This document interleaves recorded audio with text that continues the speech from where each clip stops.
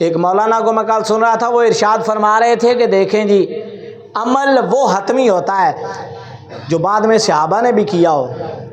میں نے کہا عقل کی مت ماری گئی ہے تیری، حدیث مبارکہ ہے کہ رسول اللہ صلی اللہ علیہ وسلم نے یہ عمل کیا۔ اب مجھے یہ بتائیں کہ رسول اللہ صلی اللہ علیہ وسلم کی بات زیادہ معتبر ہوگی یا صحابہ کی بات زیادہ معتبر ہوگی؟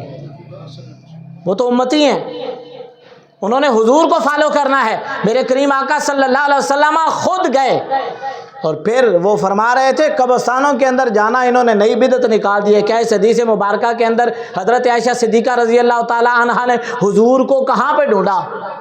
جو گئے ہیں مدینہ طیبہ کے اندر، وہ بتائیں مسجد نبوی شریف کیا حضور کے کاشانہ مبارک کے ساتھ جڑی ہوئی نہیں ہے؟ حضور وہاں سجدہ کر لیتے نا، آپ نے نہیں کیا، وہ وضو فرما کے گھر کے اندر کر لیتے۔ آپ نے امت کو کوئی نہ کوئی درس دینا تھا۔ آپ تشریف لے گئے قبرستان میں، آپ صبح جائیں، آپ شام کو جائیں، آپ رات کو جائیں، کم از کم یہ فتوے مت لگائیں کہ قبرستان جانا ہی جائز نہیں ہے۔ کبھی بھی آپ کے پاس کوئی فتویٰ لے کر نہیں آئے گا کہ بازار کے اندر جانا کیسا ہے، ہر بری جگہ پر موجود ہیں۔ جب بھی اعتراض اٹھے گا تو یہ اٹھے گا کہ آپ قبرستان کے اندر کیوں گئے؟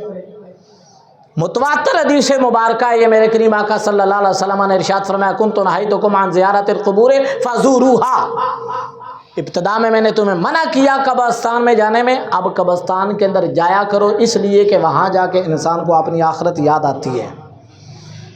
آپ کا مسلک نہیں مانتا تو آپ حدیث مبارکہ کو بھی اٹھا کے باہر پھینک دیتے ہیں۔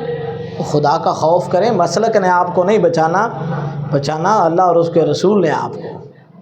اس لیے جو بات دین کے اندر موجود ہے بغیر دھڑک کے یہ کہہ دینا کہ اس کی کوئی اصل نہیں ہے، اور صرف اس لیے کہہ دینا کہ آپ کے مولانا یا آپ کے مفتی صاحب یا آپ کے مسلک کے بڑے ہیں وہ کہتے ہیں یہ درست نہیں ہے، تو آپ کہہ دیں جی درست نہیں ہے، اور رسول اللہ صلی اللہ علیہ وسلم کو معیار بنائیں، صحابہ کو معیار بنائیں۔ اللہ رب العزت ہمیں ہدایت کی توفیق عطا فرمائے۔ وآخر دعوانا ان الحمد للہ رب العالمین۔